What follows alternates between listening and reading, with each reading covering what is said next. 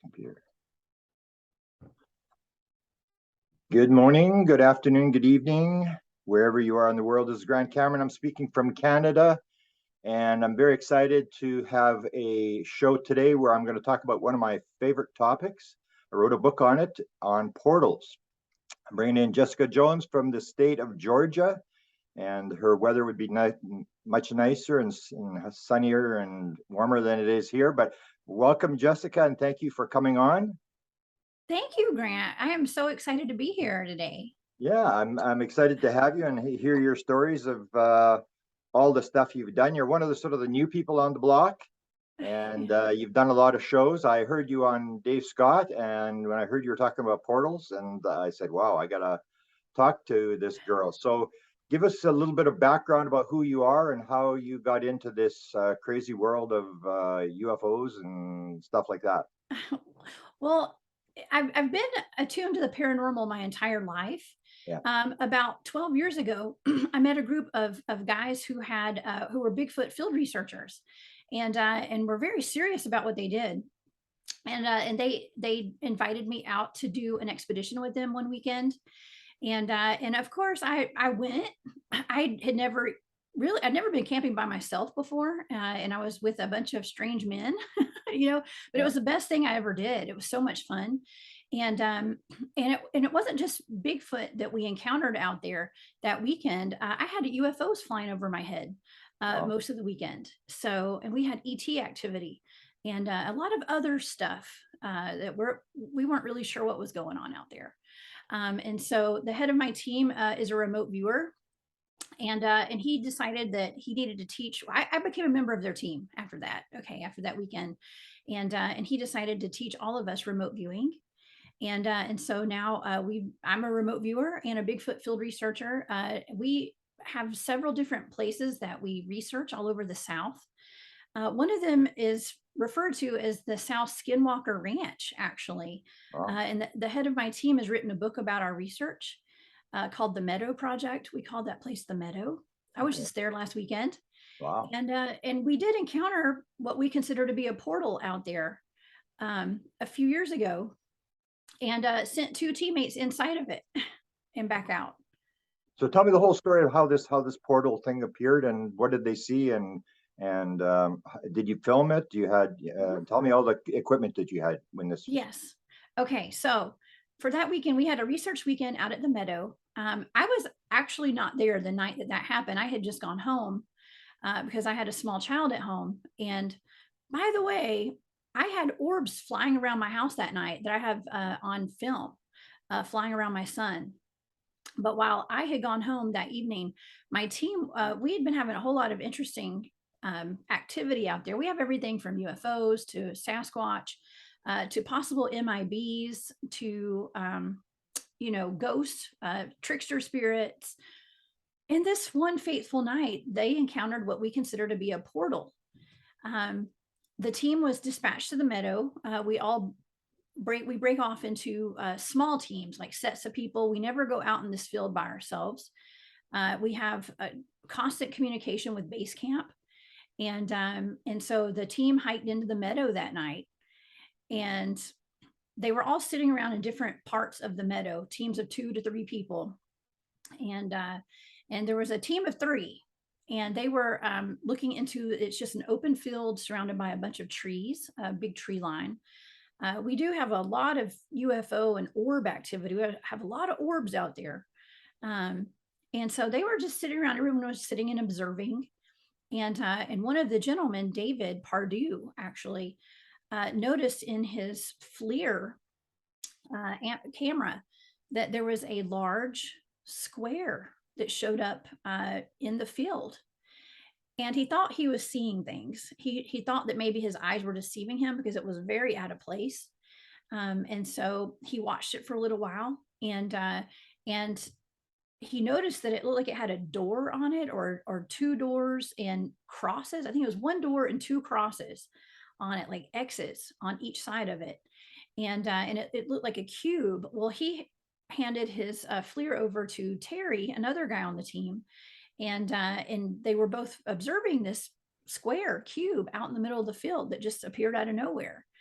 it was about the size of a small shed like you'd have behind your house.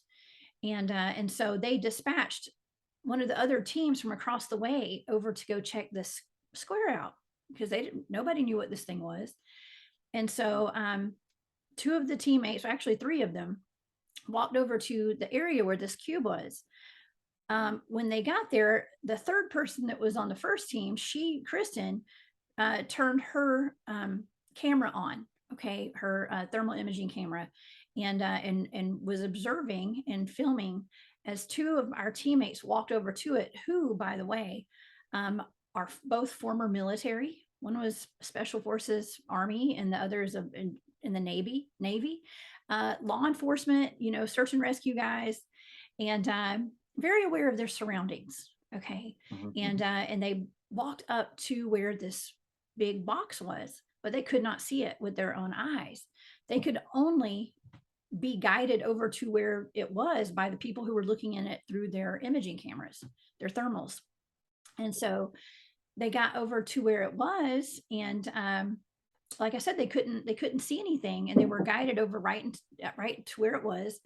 And they said, both of them described it as though the environment changed. Okay.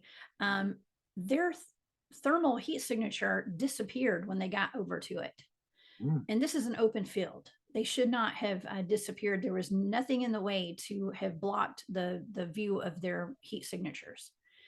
But they said that as they walked over to it, the vegetation on the ground changed.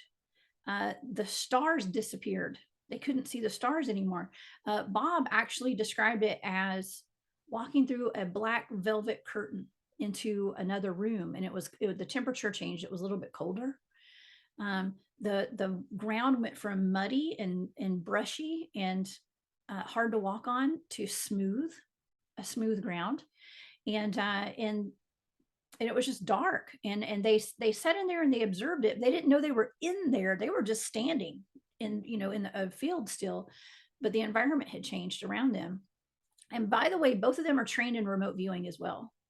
And so we're all trained to really notice energy shifts and to notice the subtleties and the energy shifts and things like that. And they both knew that there was something wrong, that it wasn't normal. And after they observed for just about a minute, they walked out, and their heat signatures reappeared. Okay.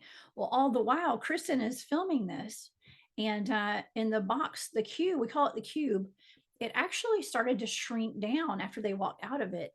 It started to dissipate, and then it moved, and it disappeared eventually. Wow. So you actually have this on film? Yes. The head of our team has that on film. Yes. Have you put it on the internet? Is it available for people to see? Not yet. Not yet. Wow. But we have it. Yes. Does it appear well on the film? Does it look good you can clear see that it. you can see what's going on? Yes, you can see it. Wow. So what's the plan? Well, Trey, the head of our team, actually wrote a book about it, and there are pictures of the cube in the book, still shots. He may or may not be working on a documentary about this, and so I believe it will be made public probably pretty soon. I'd say within the next year, maybe, hopefully. Wow. But I actually, since I started doing all of this research, I've been doing this for about 12 years, and I did not go public with my research at all until around 20, I guess it was last year, about a year ago. And so I spoke at Camp Disclosure here in Georgia, and right after that, I was asked to go on a podcast or shows, and then I was asked to do my own show, and I've done 4 of them since then. Wow. And so what I do is I like to bring all my teammates on my shows to tell their own stories about exactly what happened, because there were a lot of our team out there in the field that night. And everyone we had a lot of weird activity other than just that portal that went on that night, including a person who showed up at base camp who seemingly, this is during the height of the cube showing up, a woman showed up with a business outfit on, okay, which was very odd because this is out in the middle of nowhere. It's an undisclosed location, but we don't have visitors out there. So what do you mean by a business outfit? Well, I was not there. The way she Okay. was described was that she had on loafer type shoes. Okay. Like we all have on our camo, our hiking boots, and Yeah. looking like we've been camping and hiking all day. And this lady shows up with I believe they said she had a blazer on, or just something she might have worn to work. Okay. And but she seemed to be very intoxicated, or something was just off with her. And she was trying to get the team to go with her to another location, um, trying to pull them away from what was going on out there to go investigate some kind of, I think she called them monkey bears Of down what? the road. Monkey bears is what Wow. she was saying. So it was just very odd, very odd. And she happened to know a couple of the guys that were at camp. She knew their names and had said she went to school with them. And it was just very, very odd behavior. And that this woman just kind of showed up out of nowhere. Okay, a couple questions. So how far from the road? Is this far from like somebody would just wander in off a road? Are you pretty far off the road? It's pretty far off the road. Yes. Yeah. The base camp is accessible. People can get to it. Kind of easily, I guess, but the meadow is not. You have to hike in a pretty long ways to get there. Okay. Back to the film. How long is the film? I don't. It's a few minutes. It's a Okay. few minutes. Okay. Yeah, it's And can not you super long or super short. okay, can you explain what the camera's about? You're talking about FLIR camera. Can you talk about what kind of shot this is? Is this infrared? Is this just ordinary or Yeah, what it's kind of it's kind of an infrared. It just shows the heat signatures of them. I don't know a whole lot about you know the FLIRs and things like that because I don't own a FLIR. Everyone on my team does except for me. So I'm always borrowing one from somebody. But yeah, it's Kristen's FLIR camera, and it was a heat signature was what was shown. Okay, and I have to note too that the cube signature changed its heat signature. Um, it went from I believe it showed up hot and then it turned cold. wow. Okay, so the color actually changed in the course of them seeing this thing. Wow, that's Yeah, fascinating because it is. I was actually asked by someone associated with the CIA to do a bunch of shows on portals, and I think they're kind of interested in this kind of stuff. I mean, they because we were out at Mount Shasta and they were very interested in that whole thing. So, I mean, you've got an interesting film. I'd make sure you've got a few copies of it and Yes, they prep do. and stuff. Yeah, so that'll be exciting when it comes out because that's maybe a first in terms of Mhm. catching. A lot of people have described being in them. Did these Yes, guys talk inside? Do you know if they talked to each other inside the when they were inside? And they did. was their voice normal when they talked inside? Yeah, I believe so. I actually have interviewed Bob. Okay, Bob Grumpy Wilson. We call him Grumpy. Okay. Okay, he has been on one of my shows, and I have an interview, a very in-depth interview with him on site at the Meadow, on my YouTube channel. The Okay. Cryptid Huntress is my YouTube channel, The and cryptid hunters? Okay. yes, the Okay. Cryptid Huntress, and you can find that both interviews there. He doesn't do a lot of interviews now, but I have to also note that after the two gentlemen went into, we say into the cube, but just went over to the cube, both of them got uh, sick, sick, and we carry Geiger meters, Geiger counters, which measure radiation, Yeah, yeah. and a lot of times when we have any kind of paranormal activity out in the field, there's a spike of radiation. Now it might just be a tiny little spike, Yeah, yeah. but it's a spike. And so there was a spike in that area where the cube showed up that day. Um, Tim has passed away since this happened, and he was only 56. He was pretty young. And And he was and Bob, inside? He was yes, inside? mhm. Okay. And what did he pass away from? He had, I believe, it was a heart attack, something Oh, to do with his heart. okay. He started having heart problems. Now we're not saying that that's Yeah, yeah. connected, but it is interesting, something to think about. And also Bob had a very aggressive form of cancer that reappeared. He had it some years ago, and he's been dealing with that ever since. So So we're that's we're what not. those are that's what you're calling the sicknesses. Was there any other Yes, sicknesses that they no, had? just those Okay. are pretty. It was pretty major. And how long ago was this cube? How long ago was this story that's happened? I want to say it was about 5 years ago. Okay. Yeah, my son was around 3, Okay. because I actually have a video of him that night that the portal opened there. I had come home that evening, and my son was playing around on my elliptical machine. Okay, and I had it in my front living room, which is very fancy, I know. Yeah. Yeah. but but he was wearing a diaper, okay, or like Yeah. some pull up Yeah. underwear, so I can't make the video public because it's not Yeah. Yeah. Yeah. appropriate.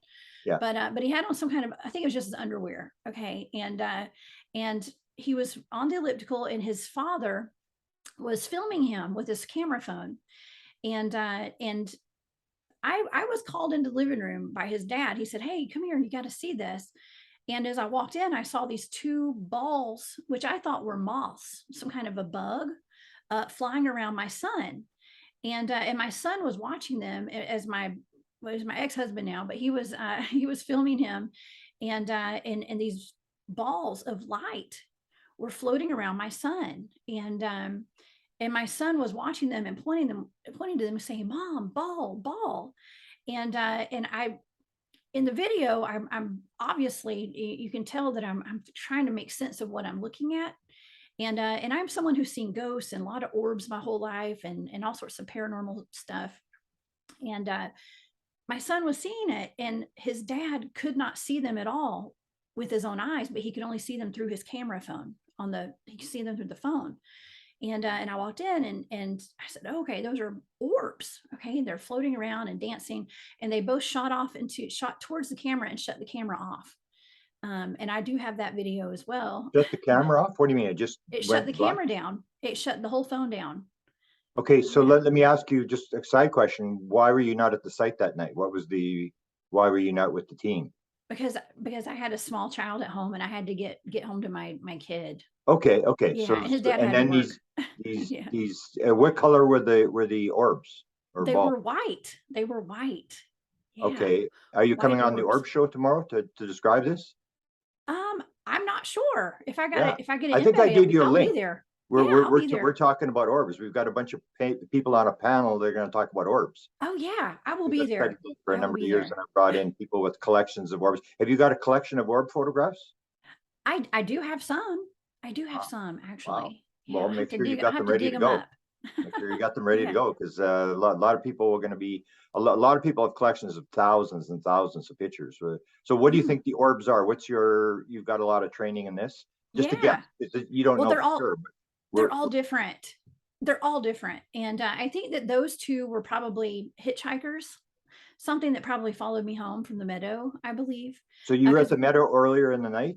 yes, I Oh, was I early see. that Okay, day. okay. So I that had is been there all weekend. Yeah, and then I came home. oh, I Uh, see. Okay, that is even more related. Yeah. yes, yes. So I had been there the whole time with the team, and then I left right before that night when they went to the meadow and encountered the cube.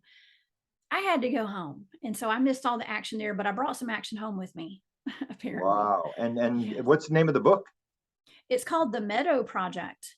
Okay, and it's on Amazon. Explorations. People can get it on Amazon. It is. It's by Trey Hudson, Okay. and you can get it on Amazon. The Meadow Project: Explorations into the South Skinwalker Ranch. Wow. And it talks about the woman coming, and it talks about your orb experience and It all that's in does. there.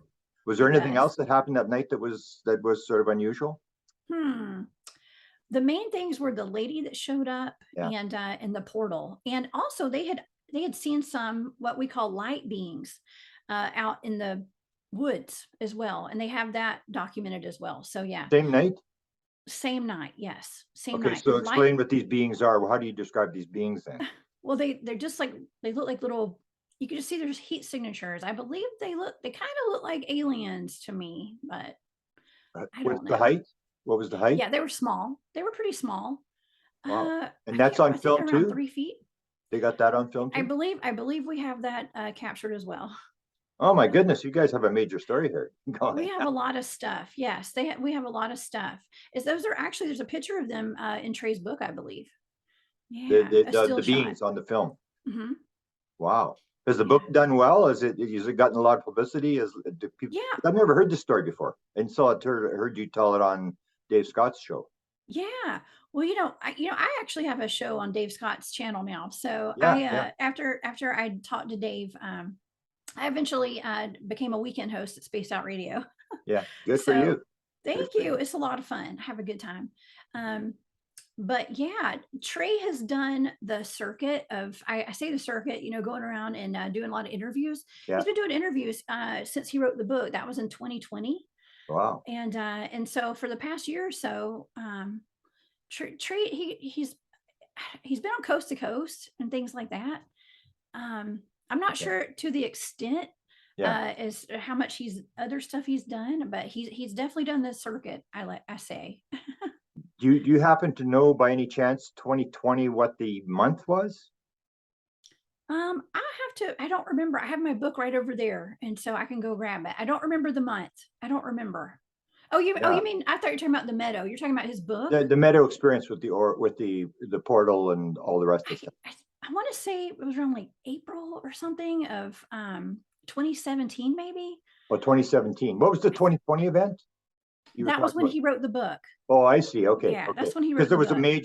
there was a major portal. Well, they call it a Zendra. If you follow Mission Rama, they Uh-huh. call them Zendras. There's a major Zendra event happened in August of 2020. So I was thinking Oh, 2017.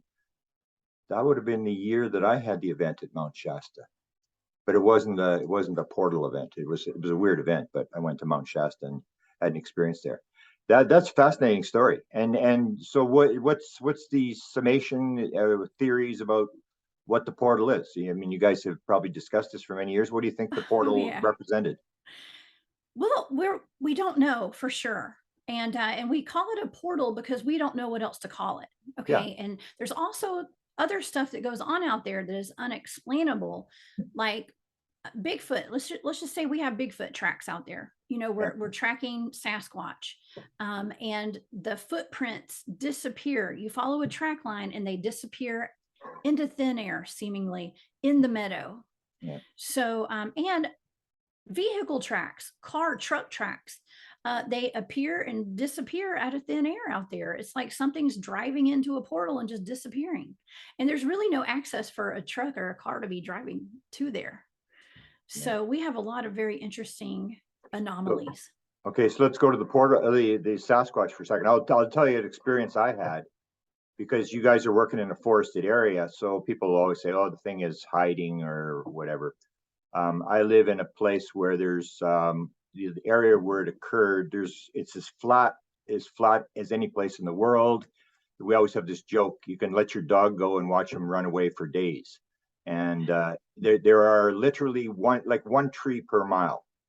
So I was called to fence outside a former Air Force base, a small town, and the woman had a kid had colic in the middle of the night, and the window was 9 feet off the ground, and this being was looking in the window, and she freaked Mm. out. The dog down the street was trying to come off the chain. It was on a metal chain, and the guy thought the dog was going to choke itself to death. It was trying to get off the chain to go after her, or whatever this was. So they had an Aboriginal tracker who took me on the trail in behind the house. There was a little bit of trees along sort of a small creek that was there. It went along the creek. It went through the couple of trees and then into this opening of the trees. And you could see all the broken branches as it went into there.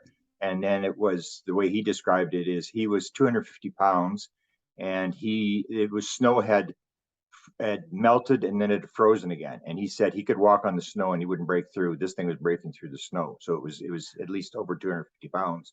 And it went into the forest, and as you described, it went at the middle and the snow tracks, and it just stopped as if something had picked it up. So what's your impression? Do you think, because you know the theory that there's a lot of people think that they're spiritual beings, they're physical beings. What do you think? Because when I saw that, either a UFO is picking this thing up, or it's some sort of etheric being that can disappear at will. Because the tracks did stop in the middle of this clearing, and you Yeah. can't hide. That's why I said if you have a 9 foot or 10 foot being, and you got one tree per mile, it's pretty hard for them to hide. Yeah. Absolutely. Well, my team, we like to call it the X factor of Yeah, Bigfoot. There's an X factor, and there's very supernatural, in my opinion. We have experienced, people on my team, we've experienced flashes of light. After hearing footsteps around our base camp, a flash of light, and then they're gone.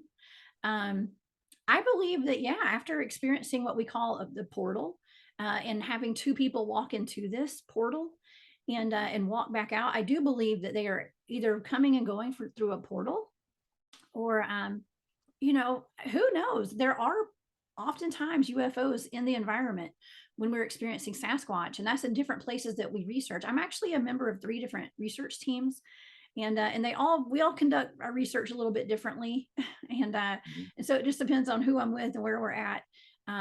But we have a lot of Bigfoot activity, especially up in North Georgia, and that's things get really weird. Okay, they get really weird with these Bigfoots, in regards to cloaking, I guess you can call it. I've had incidences or 8 incident where I was walking in an open field. I was being what we call bait. Okay. And I was walking up to a tree line by myself in an open field, and the guys were down at the bottom of the hill watching through their thermal imaging cameras, and something ran up behind me and knocked my legs out from behind me or underneath me, and kept running, but there was nothing there. So, stuff like that happened. So I'm not sure what they do exactly. But I think that there is something. Maybe they're just not in the spectrum of what we can see with our own eyes. Like we don't have the rods and the cones in our eyes to be able to detect whatever they're doing, or they're able to shift their frequency somehow. I believe it's just a matter of them being on a different frequency than us, vibrationally and energetically. Do you think But it's I all don't linked? know. Do you think all the phenomena are linked together? In some strange way, I do. Yes, I do. Now, I've never seen a Bigfoot get on a spacecraft, but Yeah, they've been in the same environment together. yeah. And why do you think that it would knock your legs out from under you? Because I have a theory on that, but I just want to hear your version of why they would, whatever it is, would do that to you. It was playing. It was playing with me. It was not anything threatening at all. It was just kind of like a "ha, I gotcha" kind of Yeah, thing. yeah, Maybe it was a juvenile or something. I mean, I can't say for sure it was even a Sasquatch, yeah, but I believe it. I believe it could have been, yeah. maybe it was some sort of an initiation. I don't know on my part or theirs. I have no idea. I did a lecture actually for Dave, had a conference, Dave Scott, and I actually gave a lecture called the theory of wow, where I say that all they're doing is they want you to go wow. They want you to go, what's going on here? Like, I did that. and you realize that the world is not the world you think it is, and that's what they want you to realize. It's like the world is different. You got to take a look. Something else is going on here. You're not alone, and all this kind of stuff. And they want you to figure it out. They're not going to appear and tell you what's going on. They want, so they do this weird stuff where it doesn't make any sense. Like, the idea where, why would they wake you up before they take you on board the ship? They wake you up and go, wake up, wake up, wake up. And then as soon as you wake up, they put their hand on your head and say, go to sleep again. And then you go to sleep again. Why would they scare the living daylights out of you by waking you up and stuff like that? So I call it the theory of wow, where they just like, they're doing this playful thing. They with their plane, they come as close to the plane as possible when they're flying by. So the guy gets, totally, or why would Yeah. they, like in the incident with the incident at the Nimitz, where the UFO drops from 89,000 feet down to sea level, or 80,000 feet down to sea level in 7/8 of a second. Why are they doing Yeah. that? They just want you to go, wow, that's not Wow. possible.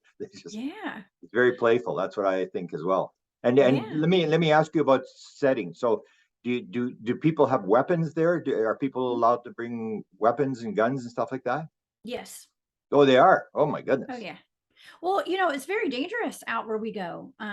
It's Yeah. dangerous anywhere in the woods, okay? Because we have a lot of large animals out there, mountain lions, cougars, bears, Yeah. rattlesnakes, copperheads, all Yeah. that kind of stuff. The idea with that I said is, like, I look at all the injuries that they have. They're reporting these injuries, and there's almost always a gun involved. It's sort of like Hmm. it's reflective of your attitude. So if you come Yeah. hunting the skinwalker, suddenly the skinwalker turns around and it's hunting you. And because Right. the guys the special forces guys, were both these guys special forces guys that went inside the portal Ruth, thing? Retired. Yes. Well, one of them was, well, Retired, whatever. Yeah, one they've he got the was training. retired. Yes, but yes, he would consider himself that still. So He they was would have still been active. armed when they went inside. Yes. Mhm. Okay, so Yes. and let me ask you another question. Do you ever bring animals like dogs there to see their reactions, whether dogs will react or cats will react or anything like that? At one of our spots, yes. There's one gentleman that's on my team that used to bring his dog, Okay. but I don't bring my dog. She would not fare well out there. She's a big German Shepherd, and I don't want anything to happen to her because I'm afraid that Sasquatch, these portals. I mean, it's very dangerous in many ways, including there's a lot of missing people uh, from national parks and forests all over the country and all over the world. They go missing without a trace. I don't take my son out to where we research at all. He's only 8, and I'm you take your eyes off your kid or anybody for 1 second, they could be gone. Yeah. But you consider the phenomena dangerous, like when you're dealing with this in the meadow? Absolutely, Okay. very dangerous. Yes, we take it very seriously, Yeah. and But like I you've say, had, we're okay, what injuries have you had? You had the two guys that were injured that were in the portal. yeah, Or no, it's related. we haven't had any injuries, not that Yeah. I know of. We take care of ourselves and we wear protective clothing and things like that in case there's snakes out. Okay. And not everybody goes out there armed, not everybody. No, But but I mean, however, I can see that I mean, but I'm saying the phenomena, not the area. The area I can see would be dangerous, but the phenomena itself. Because I mean, if it wanted to take, do you think you could stop it if it decided that it was going to, no. instead of just knocking you off your feet, knock you, kill you or whatever, that it could do that? Oh, you know what? You can't control, especially with the ETs, I believe. There's not a whole lot you can do Yeah. out there. And I actually had a very profound ET experience, a UFO experience, the first time I was out in the field on an expedition. Okay. Tell Uh, me about that. So how long have you guys been going to this? Is it the same meadow that everybody goes to all the time? It's different. This is another location. This is they're all over the South, and there's one place that I go to. Well, we go to all these places regularly, but the first place that I went to is kind of my original research spot up in the mountains. I the night that I first got there was when I was bait, and I walked up that open field. We call it the UFO field now Yeah. because of what happened. And so I had my legs knocked out from underneath me, and one of the guys had seen a Bigfoot peek its head around a tree right in front of me Wow. as I was walking, but I couldn't see it because I didn't have any kind of night vision or thermal imaging or anything. I just It was just me with my naked eyes up Yeah. there. So, but something pulled me over to that area, and so I went and I stood right in front of a tree, and there was apparently a Bigfoot behind it. Wow. Um, and so we knew that there was activity there. So the second night, um, one of the guys and I, the guy who had seen the Bigfoot through his camera, he and I decided to break off into a team and go up to that field and sit there early in the day and blend into the environment. And later that night, around 9 o'clock or 10 o'clock at night, the whole team, which was like a huge group of people, were going to go up and sit in this open field and take their camping chairs and drums and didgeridoos or whatever they had and just act loud and like normal humans, real rambunctious, Yeah. Yeah. and so they went out.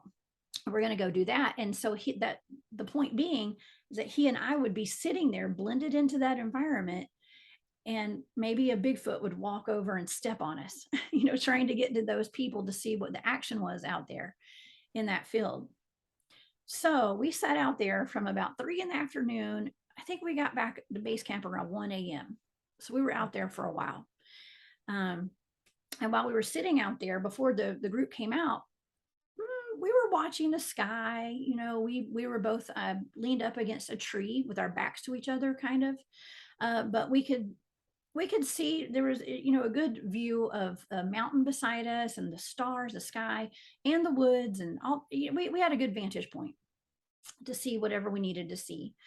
And so as we're sitting there, we started noticing some strange things were going on. We were looking up to the sky, And there were a lot of airplanes that night, but there were also what looked like airplanes, but they were moving in triangular patterns. They weren't airplanes. And so we had been sitting there for a while where I thought, well, maybe my eyes were playing tricks on me. And so we were both we talked about it, and we both decided, we figured out. He told me, he said, here, hold your finger like this and let it just sit there. Don't let it move, and see where the thing moves. You know, it was moving in like a triangle, and there was more than one. And then a light came out of nowhere on the side of the mountain, right directly across from us. And we thought that it was a car headlights. Okay. And so we were sitting there watching this car, and it was just one light though, which I thought was odd. And it started moving directly in one line horizontally across the mountain. Well, we know that mountain, there's trails there, but there's no trail that's straight across in one line. And then the light went back the other direction in a straight line. And we noticed it's not underneath the trees, it's on top of the trees. Okay. And so we knew there was something weird about that too. It wasn't a car. We were trying to think, was it somebody holding a lantern? What could that be?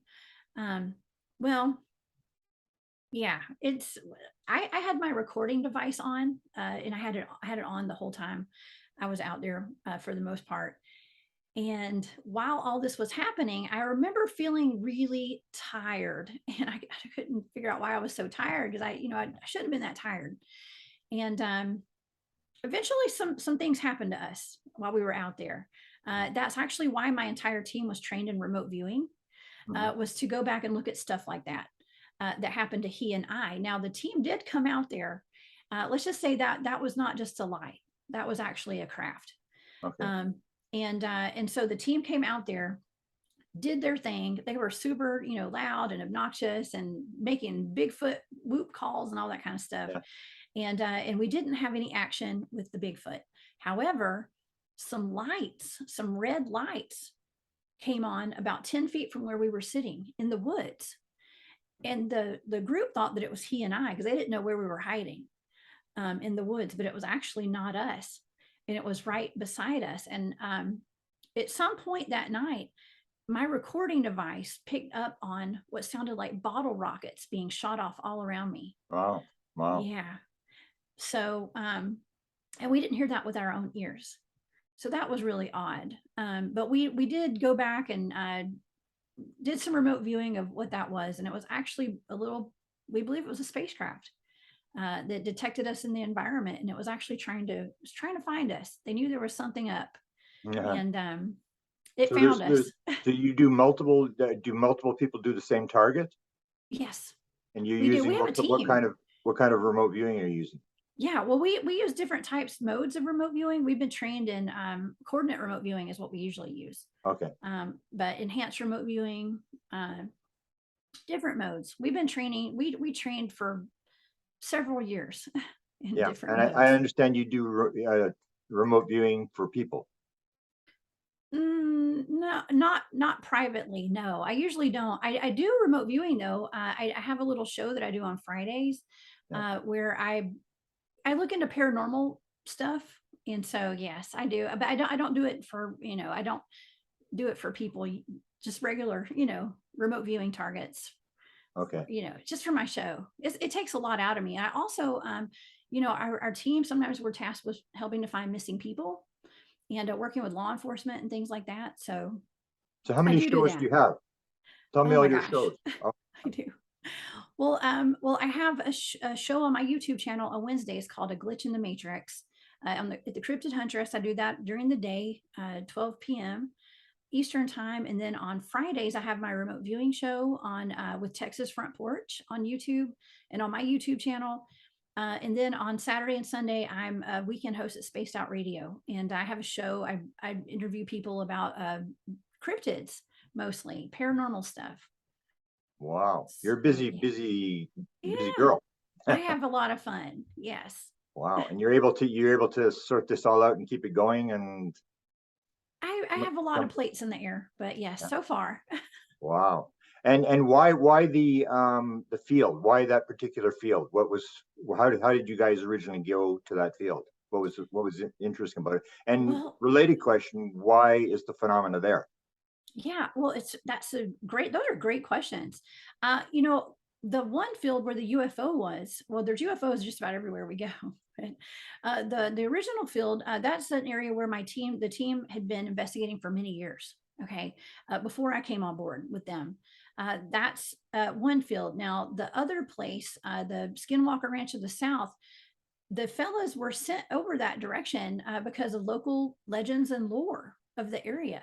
Uh, any place that has a story behind it, a pig man, a goat man, a ghost road or a witch or anything like that. A lot of times you go to those areas and they're areas of high strangeness. So, Bigfoot, dog man, all that stuff. If you hear about it, there's probably something to it. Especially if it goes way back, if the stories are passed down for generations. And so there were stories of it being a ghost road in that area. And so that's why the guys went down there. And also it may or may not be an area of a missing persons cluster kind of thing from the missing 411 with David Paulides. There's one not too far from where we investigate. Okay. And the phenomena, it's interested in that area for what reason? You got any hypotheses or anything? That's a good question. I believe that, first of all, I believe that it's not just the land. I think it's the people who go out there. Okay. And I know that may sound kind of crazy to some people, but I believe it's the people who are investigating it. You're on a different vibration, perhaps, or like I had mentioned earlier, my child's father could not see that phenomena at all with his eyes. He could only see it through a device, and my son and I could see it with our own eyes.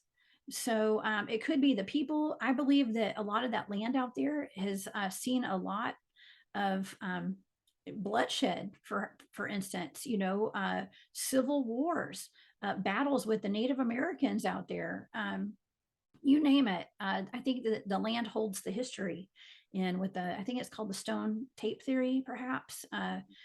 There's a lot of spirits out there. We do things like the Estes session where you're communicating with spirits and things like that. So uh, the activity is strong out there. Maybe it's because there's a portal there. Could be that. Okay, now let's go back to your personal life. This starts very early with you. I mean, are you sensitive? Do you think? Mhm. And what I always ask people, do you think you're on a mission? Yes. Yes, and yes. I do. I Okay. believe I am. Okay. So, Yes. so so tell me about your history of weird stuff and when it started and how it all worked. And is anybody else in your family, like, is it passed down from anybody? Mhm. Absolutely. Go ahead. Yes. Yeah. Well, when I was a kid, I was seeing dead people and things like that, like the typical person who's into this stuff, I guess. But I had a fascination with ghosts and with UFOs.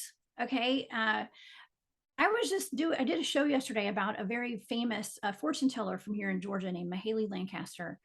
And when I was a little kid, my grandmother wrote a story for me about Mahaley Lancaster, and I told it at a storytelling contest, and I won the storytelling Wow, contest. wow, I won the county-wide storytelling contest. wow, Okay, wow. and so it was interesting that I told a story about the fortune teller, and my prize was a set of encyclopedia books about outer space and Wow. UFOs and black holes and wormholes and things like that. So it's weird how that really launched me into loving and being interested in the things that I'm doing even today, you know. But I do come from a long line of very sensitive women, psychically switched on women. Of course, they didn't they didn't look at it in that way, or very devout Christian women, in my family. My great grandmother, for instance, she lived in North Georgia before she passed away. She and my great aunt had UFO encounters, but Wow. they didn't consider them that. They were actually, by the way, very very psychic. Every woman in my family, down the line on both sides of my family. Okay. Um, but my great grandmother and my great aunt were driving down a highway in Rome, Georgia, back in the 1980s at night, and a light came down over their car and enveloped the entire car while they were driving. Wow. And the next thing they know, they kind of snapped out of it. Like they kind of had been, they don't know what happened. They just said the light came down. They were 20 miles down the road in another county. And I think they said 2 hours had passed and they were driving in another county. Wow.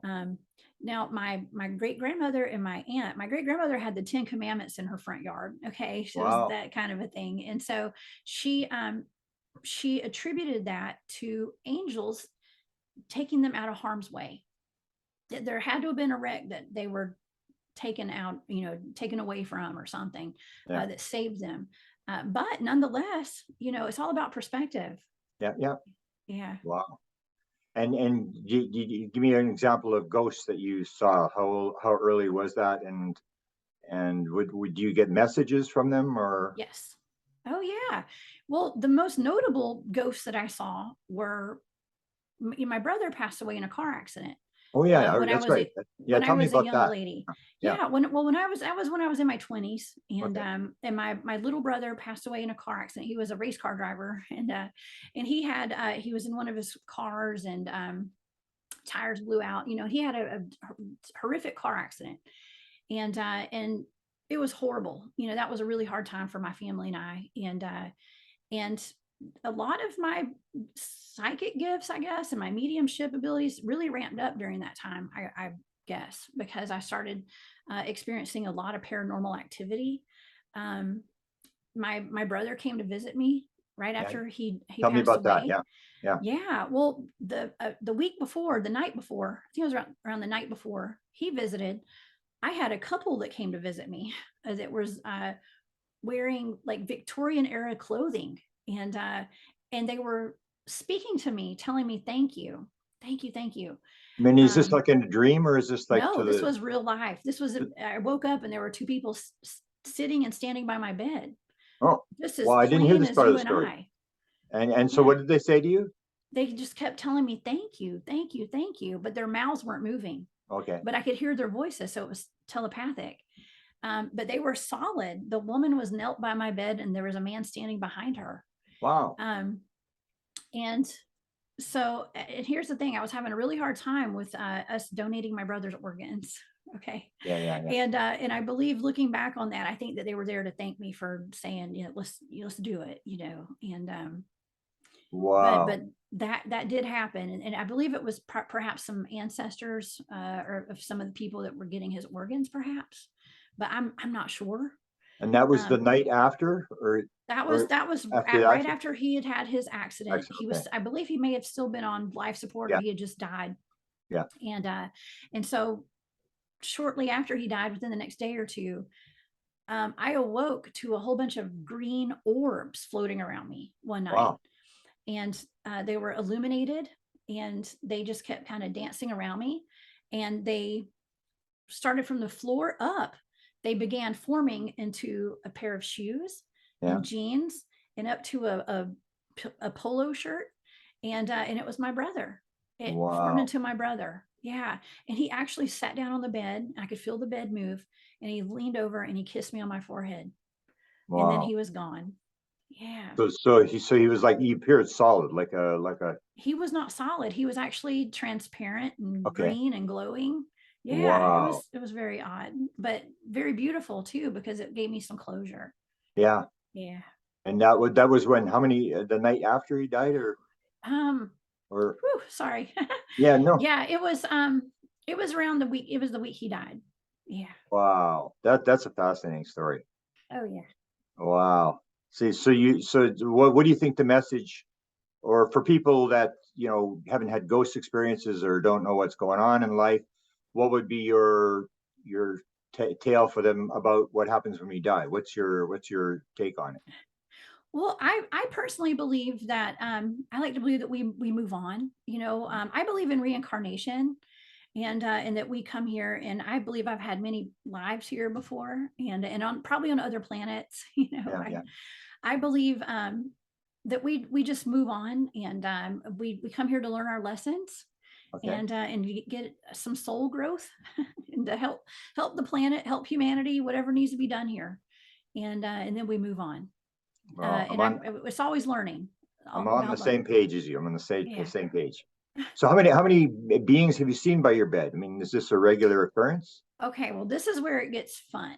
Okay, Okay. so so I've seen lots of what I guess what you could call spirits. Okay, Okay. but now in my adult years, now that I'm a seasoned old lady over here, you know, I'm I 33. Yeah.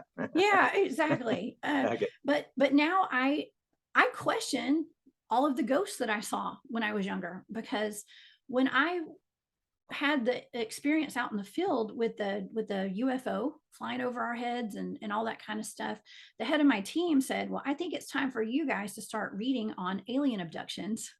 Yeah. And here I am, a Bigfoot field researcher, thinking, "Oh my gosh, I've been abducted out in the field. What the heck? This is do I what am I doing? Why what are we doing out there?" I went looking for a Bigfoot and I found aliens. Yeah. Okay. Yeah. Yeah. So he had us read books like The Threat and Communion, Secret Life. Okay. And so you go down the rabbit hole of alien abductions and UFOs and things like that. And I started reading about them, and I woke up at night one night and I had two aliens in my bedroom. Okay. So describe them. Okay, they were standing in my doorway, and they were, I'm going to say about 3.5, 4 feet tall, maybe. One of them was a little bit taller than the other one, and they were just standing there looking at me. And of course, it's that typical thing where you see them and then you figure out what you're looking at, and then you go to sleep. You fall right back to Exactly. sleep, right? Okay. It was the wow thing, like you were talking about. Yeah. Yeah. So that happened. I actually, every time that I had something visit me, I try to draw it. So I have some drawings. I'm not sure where I put that drawing, but I think I gave it to but I can still draw it. I can draw it right now because I can still see it in my Wow. mind. So you're like Um, an artist? Are you artistic? I No. mean, I'm not a professional artist by any means, no, but I am able to draw what I see. Well, Yeah. maybe send me a drawing of it, and then we'll use it as the thumbnail when I post it, and you Oh can. my gosh. Well, I actually have another story Okay. that I do have that drawing. I have it. My son was actually in the bed with me. My ex-husband, my husband at the time, Yeah. had used to go to work very early in the morning, and this, I think it happened around 4, 5 in the morning, maybe. Both of these incidences. But I remember both times because I had another incident where I woke up and there was a large cloaked figure standing by my bed. It had on a robe with a hood on it. And it was something that was almost as tall as my ceiling, and it looked like the Grim Reaper, but his hands were up like this. Okay. It was like a praying mantis. Okay. That's the only way I can describe it. And it was standing by, and the way it moved, it was very unnatural. It wasn't like a human or Yeah. ghost or whatever you want to call it. It was something different. And so I do have a drawing of that. Wow. Okay. So let me ask you a question. I had the honor of meeting Tyler D from American Cosmic. You read the book American Cosmic? I have not yet. Okay, so Tyler D is apparently the one of the key people inside the government who knows what's going on. He works at NASA. He's an engineer. He was friends with Chris Bledsoe. He's watching Chris Bledsoe, and he wanted to Okay. record what Chris Bledsoe was, the things that were happening around him. I met him at a cabin in Pennsylvania, and he told me about the experience that he had. He had this invention that his company sold for millions and millions and millions of dollars. And he had this Wow. invention that came to him in the morning. He woke up in the morning, this idea was in his head, and he wanted it on the space shuttle. And they eventually put this experiment on the space shuttle, and it worked. And Wow. he said to me, the last thing I remember the night when that happened, the night before, was a hooded figure standing at the end of the bed. So I asked him the question I'll ask you. Could you see its face? No, No, I that's could not exactly see its face. you can never see its face. Same as Jim Semivan tells the story. I If just you've got seen Jimmy goosebumps. Semivan Yeah. tells the story, he had beings in his room in the 1990s, and then his very close friend at the CIA died. He was ready to go that morning to Florida, and that night this hooded figure came through through the wall and went out the other side and he couldn't see his face. And then in the morning, he got the call that his friend had died. So it's always this Wow. thing like the hooded figure. And then the obvious question is, could you see his face? No. No. So why do you That's think funny. the face is blacked out? I don't know. Well, I don't know it was either. not just blacked out, it was covered, you know, Yeah. it was kind of covered and just shadowy. And my room was dark. But and the interesting thing was my dogs were on the floor. I had two pit bulls, okay, pit bull Okay. chocolate lab mixes, Yeah. completely knocked out. My son was completely knocked out in the bed beside me. He was just a little baby. But nobody woke up, and I say nobody like my dogs are a person, you know. Yeah. Yeah. My dogs did not move, and I drew that in the picture. The dogs were just, I was like, why are you not protecting me right now? You Yeah. know. Yeah.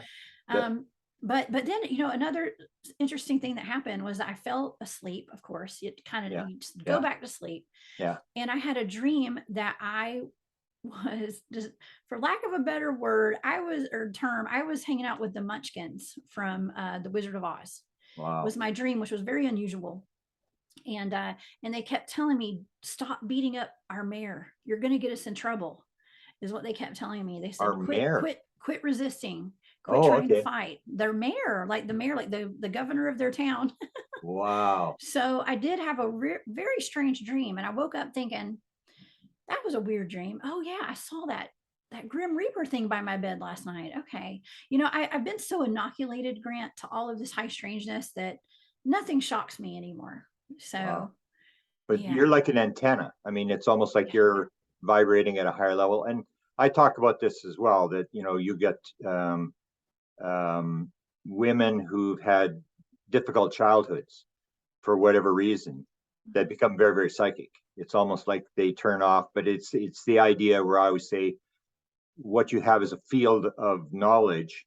Mhm. 40% of all experiences say at one point during the experience they knew the answer to everything. So the idea is everything is out there. 31% of near-death experience people say they knew the answer to everything at one point during the experience, and they forgot it when they came back. And so the idea that I say is that you have a situation where you have the left brain, which is the male brain, which is the voice, the ego, talk, talk, talk, can't shut up, and creating the noise, and then the female brain is the right brain. And if you could shut the left brain down and pick the female brain will pick up with the message. And so you get a lot of women who are able to do this. And I'm so fascinated. And that's why I say that I think ufology sort of missed the boat in terms of the fact that they're interested in the lights in the sky, they're interested in the sightings and stuff like that. And then when it comes to the experiencers, the people who have actually interacted with the intelligence, Mhm. they will say, no, that's just anecdotal. We don't want to listen to that. And those are the people like you are the people that people should be listening to, because you can actually describe things that are described in other stories. For example, the dogs. You say your dogs are knocked out. I had a woman from Sedona, Arizona, tell me the story of a MILAB experience where she was taken and she was getting dressed. They told her to get dressed, and she had her slippers, and the dog, he has a giant dog, was lying on one of the slippers, and she tried to move the dog to get the slipper so she could go. And she went with one slipper because the dog, she couldn't move the dog. The dog was completely knocked out. So you see Wow. these similarities when people start talking about like your son, or people will try to wake Yeah. up their spouse, wake up, you know, and they're here, and they can almost sense that they're coming, and the partner's knocked out. It's almost like you're in your own little world, and they Yeah. shut off everything around you. Well, or it's almost like time stops for everything else except Yeah, for you, yeah. Or you you even know? see the thing with people on the road where people have an experience on the road, and then you say, "Hang on, can I ask you a question? Was there any other cars on the road?" And they go, "No." And Yeah, is right. it usually busy? Oh yeah, there's usually lots of cars. There's no cars? No, there's no cars. And that's the thing. It's sort of like the, and that's the thing is people have to start following the experiencer, because you start to see these things, or the crossovers to spirits. And that's where I say it may be the same thing, where spirits are vibrating at a different level. Your brother is at a different vibrating level, and Mhm. he's able to come in, lower his vibration, come in for a couple of Mhm. seconds, and then go back. And the Yeah. spirits are doing that, and the aliens are doing that. And that may be what the portal is, that you know they're able to change the vibration. That if you, I don't know if you have, you ever studied the Mission Rama people out No, I of, haven't. you'll have to get one of them on your show, because there's 25,000 of them. They started, two brothers started in 1974, the year before I had my sighting. And they were actually on the ships. They were given, they started by automatic writing. They got the first message of automatic writing, and then they were told to go to a certain location. They went there, and the flying saucer was there. And then they would take their friends on, and their parents came and saw the thing on the ground and stuff. And so they do this thing where they say they spend the whole weekend at Mount Shasta, and they've opened this Zendra a few times, and they'll actually take people into the Zendra, like 7 at a time into the Zendra, and then the next group goes in, and this thing is and then it starts to collapse. But anyway, they do this stuff at Mount Shasta, and I'm losing my train of thought here. What they do all weekend is they do a lot of meditation exercise, a lot of chanting, and all this kind of stuff. And what they're trying to do is raise the vibration. And then what they describe is the beings will lower their vibration, they raise their vibration, and this portal will open. But the thing is that one of the guys, Ricardo, Gonzalez will say, even before the thing happens, he knows whether they're going to show up, whether they're going to fly by, open a Zender or whatever. He can tell by the vibration, by the level of the people in the circle, that if the vibration is right, they'll come, and if it's not right, they won't come. You have to do that vibration thing. So that's where I think that you are at this higher vibration, and it's almost like you're a sensitive. Well, they call it a sensitive, eh? Mm-hmm. So you can pick this stuff up, whereas your husband or somebody else looking and they can't see it, or your son would be the same thing, that he can see these things where other people can't. Yeah, well, that's like when you asked me earlier about why do I think those places are so haunted or have so much activity, and I said I don't think it's just the land there. I think it's the people who are out there investigating it. Yeah. I believe I have a team of extremely high vibrational, friends that are on my team, and we're all very psychically switched on. Yeah. We all utilize our enhanced human capabilities. And so we're very sensitive to all that kind of stuff. So we do get a lot of activity when we go out, and we get a lot of activity individually at our own houses, our homes, and around our communities. Wow. And another thing I was going to mention is that when I had the ET experiences in my home, they were speaking to me telepathically, and I didn't see any movement of the mouths or I don't even know if they had mouths. Okay. So I have no idea, but it made me question, what if all the times I've seen ghosts in my bedroom, the ghost, in air quotes, what if those were ETs the whole time? But I only knew ghost, and so that's what I was seeing. Maybe it was some sort of a screen memory or something. I don't know. I believe that my brother was my brother, though. I do firmly believe that. But all of the other things I saw, that could have been ET. Yeah. Well, what do you interpret as ET? What do you think ET is? I don't know. I used to think they were little beings from outer space. But now I'm not sure if they're from outer space. I don't know where they're, maybe interdimensional. I have no idea. The more I learn and the more I experience, the less I know, Grant. Exactly. So, exactly. That's what I say. It's thousands. Yeah. When you really study it, it's 1,000 times more complex than people think it is. They think it's the ETs, and you get into it, and you just go, wow. You just understand the universe is much more magnificent than you could ever imagine. I mean, in terms of what it's able to do and what's going on. What did the ETs tell you? What was the message they gave you? I don't recall exactly a message. I don't remember any kind of a message. There was nothing that was groundbreaking. Oh, okay. It was just some sort of, we're here, or you're okay, or something like that. It was very, okay. It was very blunt and just kind of like. Have you been regressed? Have you done that route yet? I attempted one regressive therapy, but I didn't get too far under. So I have not undergone that extensively. No, I have not. Yeah, I tried that. Yeah, I didn't go very far either. But but I mean that's maybe it may you're not, the time isn't right. I wasn't ready. I wasn't ready. In fact, I just interviewed a guy out of New Zealand. It's pretty interesting. You might want to interview him because he's a Sasquatch guy. He's in contact with the Sasquatch for years. He's got a name. He talks to this. He gets these messages from the Sasquatch or whatever.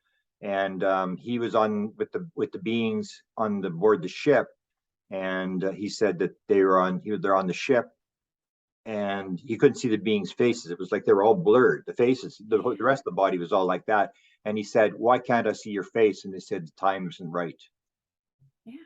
And so you get this thing where it may be, do you think there's a learning curve going on, that they're teaching you indirectly this and that, and they're taking you along a path?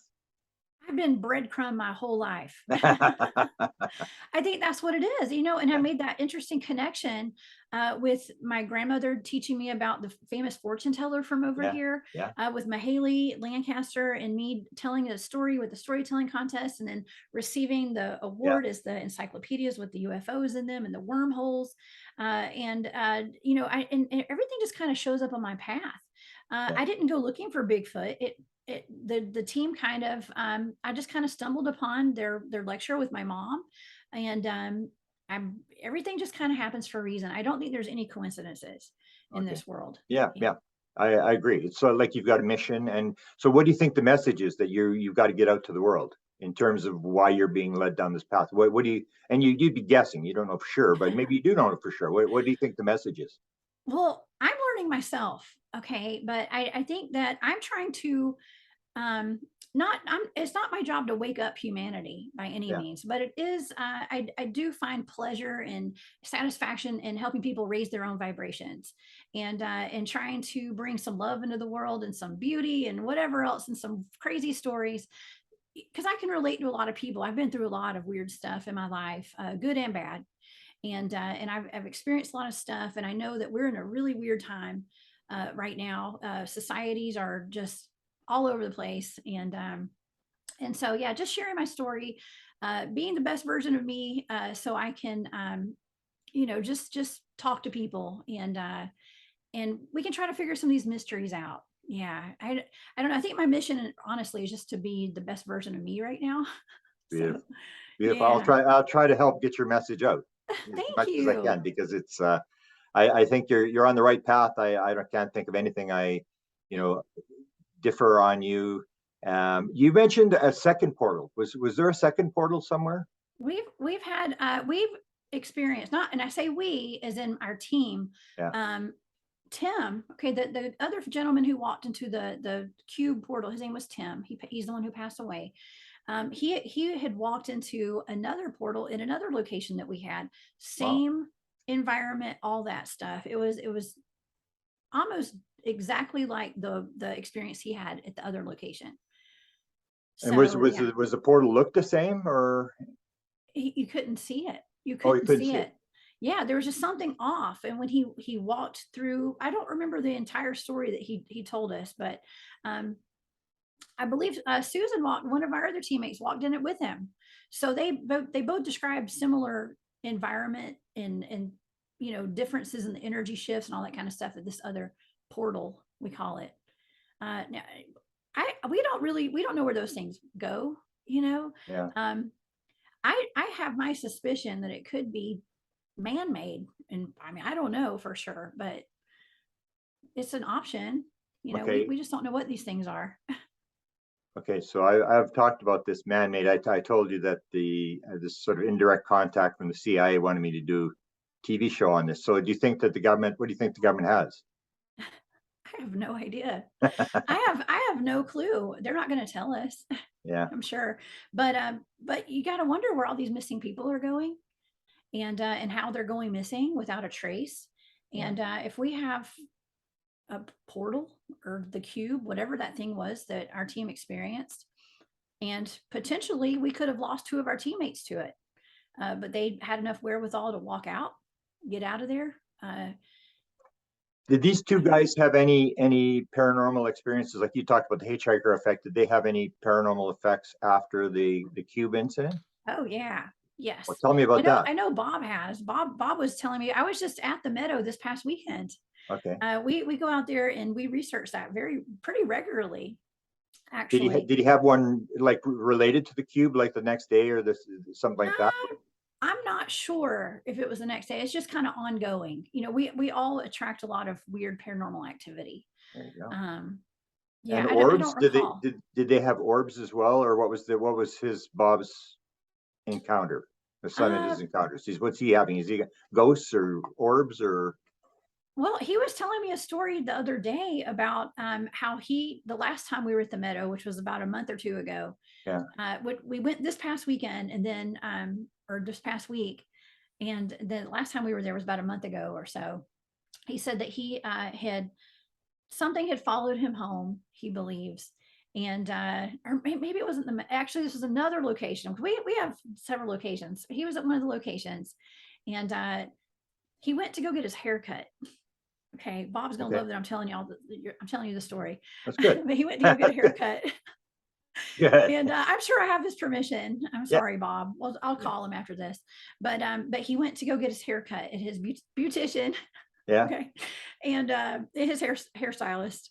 And when as soon as he left, towels and plates started flying off the shelves, Wow. and the washing machine kept cutting on and off, and it wouldn't stop. They had to unplug it as soon as he left. So and his hairstylist said, he called him and was like, hey, you left something here. you know so yeah, Wow. that kind of stuff. Yeah, I'm doing a book on, maybe you've had experience with this. I'm doing a book that's coming out. I have one on people flying the craft, which is coming out right away next week. Ooh. And then I've got one that's coming out about apports and manifestations, stuff that moves around and stuff that disappears and stuff that manifests. Mhm. And we call it, apports is the stuff that's moving around, and manifestations is stuff that appears, falls out of the ceiling. Have you had that kind of stuff for some of your people? Okay, so I used to live in a very haunted house when I was Okay. young, when I was Okay. younger, in downtown Atlanta. Yeah. Okay, and it was on the land that the Civil War had been fought on. Like a battle was fought right there in downtown Atlanta, Okay. and this was a really haunted, spooky house. I lived in the basement of it. Okay, Okay. and I had a lot of paranormal activity, including I'd come home at night and there'd be like a sheet of flies on the ceiling in my hallway. I mean, just like a blanket of flies. Wow. And they would be gone the next day. Okay. It was very dark. I didn't like that place at all. But I liked the location, but I didn't Yeah. like the place. And so one night I woke up and I thought my cat was moving a flower vase that I had beside my bed. And because I heard something moving on the wooden table beside me, and it kept moving. It was really slow, and then it kept moving. And so I jumped up in my bed and I said, Mayu, stop it. That was my Mhm. cat's name. And this vase, I actually have it's right behind the computer right now. I can't reach it though. This a very delicate glass vase flew off of my table and it levitated and it sat in the air, just sat there right in Wow. front of my face. And then it crashed to the ground and it didn't break. Wow. And my cat was actually across the room in his bed sleeping. Wow. So that happened. And the next morning, and I just kind of was like, I must be dreaming. So I went to sleep. Woke up the next morning. The vase was sitting upright on my floor, and the flower was laying on the ground that had been inside that vase. And there was some So water or something there beside was the flower, right? there was water in the vase, but the water was actually on the floor. But the Wow. vase was sitting upright. Yeah, it was really weird. So so I did see an object levitate. Wow. I'll have to put that in my book. Like, so it's okay if I put it in the book. I don't mind. I don't There you mind. go. I'll stick it in the book because that's the kind of stuff I'll ask experiencers, and people like a lot of experiencers don't even realize that's related. But Mhm. there is this stuff that seems to follow people around, that this paranormal stuff. And again, it's like this idea: why do they want to move a vase? Why, it's like you're sitting there, and for the rest of your life, you're figuring that was weird, that vase, and you Yeah. realize that the world is a weird place, and there's stuff going on that you don't understand, and it humbles you a bit in terms of understanding that there are maybe entities that know more than us and trying to teach us, and we should just open up and accept what's going on and learn as much as we can, rather than having distinct views that we're going to stick to, Yeah. come hell or high water. So Gotta have an open mind about yeah. everything. That's my big thing. I just if I can help open some minds and raise the consciousness of, as many uh, people as possible, that's my mission, actually. wow. Okay, so hopefully you can come on tomorrow with the orb stories, and if you've got any of your other Yeah. teammates who've got orb stories or pictures or whatever, you can jump on there, and there'll be a bunch of people. It's sort of like where people I think they've even started a Facebook thing where they're all chatting and they're talking about Oh, their I'm in it. experience. I'm in there. Nicole Yeah, put me in. yeah. Yeah. So And you so did that too. I saw that. Yeah. yeah, so and there's a lot of people like with huge numbers of you know orb sightings like you just can't believe. I mean, with the I don't know if you've had where you do you ever try to take orb photographs? You have these orb parties where they go out with the camera and stuff and try to. Well, it humidity can be seen as orbs a lot of times and things like that. So no, not really. We do have thermal and FLIR videos of orbs in our base camps, and some of them have faces and things like that. Oh wow. Um, I actually have one of my research partners. He has it's a secondhand video that he got from someone uh, who's no longer with us, and so he will not release this publicly. But I saw the video again this weekend. I Every time I see this guy, I ask him to see his video. But Mm-hmm, it's a video of someone's backyard, it's a CCTV, like a closed circuit TV camera, I guess. mm-hmm. And an orb shoots past the camera. It lands on the ground, and it turns into an alien. Wow. And there are multiple orbs, and they all land on the ground, turn into aliens, and they run around for a minute. Then they turn back into orbs, and they shoot past the camera again. Oh my goodness. It's disturbing, but it's And fun. disturbing. It's not disturbing. That's actual evidence of the It idea that is. Stephen Greer talked about that when his assistant died. That an orb appeared in the room and this a little alien was there. Yeah. And what's the idea about not releasing it? Is the guy is Well, it belonged to someone who worked with MUFON, and she passed away a oh year or okay. two ago. And this was footage that she had given to him. I guess I'm not sure why, but he's not comfortable putting it out there. But he shows it to people Oh, personally. work on him. I mean, Yeah, that's pretty yeah. important. I'll talk Pretty, to him. yeah. Yeah, Work on him to release that because I mean, that's the whole idea is what are the orbs, and people will show the photos of the grays inside the orbs, the yeah, pictures. There's a woman from Australia that's got 250,000 photos, and she's a former chemist, and she puts these huge blow-ups and shows what each orb, what kind of aliens in it. I mean, that's more. If you got something where it actually appears, that's critical stuff. So work on it's them to release yeah. it or get it out there because. Well, it's hard to sleep at night after you see that kind of stuff. And I'm very inoculated to the high strangeness. And my friend Barry Littleton as well, he's a paranormal researcher. He comes on my Okay. show a lot. And he was there with me when we both saw it, that video for the first time. And he's a seasoned vet when it comes to ET activity. He's been abducted his entire life, Yeah. And has a relationship with some of the ETs. Okay. And it disturbed him too. And so we talk about that video all the time. Okay, but okay, so let's go into this disturb. I mean, so are you a disclosure advocate or are you saying that we shouldn't Yeah, even I okay, think but we are. But then eventually people are gonna have to see this. I mean, people are yeah, gonna have well, to realize this is what's going on. I mean, if you're gonna do they knew. disclosure, I Yeah. mean, people are gonna have to suck it up and live with it because I mean, I was in from 1975, I'll tell you this, that I was in 1975 and people would ask me, like Steve Bassett asked me in front of one of his big conferences, when do you think disclosure is going to take place? I said 2042, because I never Yeah. believed that it would ever happen. 2017, I wrote an article called "The 64 Reasons They Decided Not to Tell You the Truth," and I Yeah. said, "There's no way they're ever going to tell you the truth, and no way." And then in 2017, suddenly this article appears, and I used to say, even Stephen Greer said, the stock market will melt down because people realize oil is not worth anything. People are going to jump off the building. And what happened when the big article came out and said the government actually is investigating UFOs? Nothing. Nobody jumped off Nothing. a I building. Nobody know. committed suicide. Nothing. So Right. I think people are going to be a lot People are less ready. afraid. But people have to realize they're not alone, and that Mhm. will sort of change the world. Yeah. Where because that's the deal is what are these orbs? At least tell the story. Where come on tomorrow, tell the story about this because the orb people they'll all maintain this, but nobody's got the evidence. They'll all say, "Oh, and these aliens," like a lot of them will say they're friendly. They giving me these messages or whatever, and but none of them have. Sounds like a video like that. Some have videos of aliens like on a rooftop beside them while this is going on and stuff like that. But I don't think people are going to panic as much as people. They may be shocked at first, but I mean, then what are people going to do? Because I always say to people, what are you going to do if disclosure happens today? What are you going to do tomorrow? You're going to go to work, just like everybody else. You got to make a job. Right. Yeah, who cares? You go to work. Right. It's like, that was pretty wild, but I got to go to work and I got to take my kid to soccer practice, or I got Yeah. to take care of my baby. I think the world will just go on. People will realize, wow, that's a head changer, but they'll be, they'll just go on with their life. That's what people do. I mean, it doesn't matter how shocking the political news is, people just go on with their life. Okay, They do.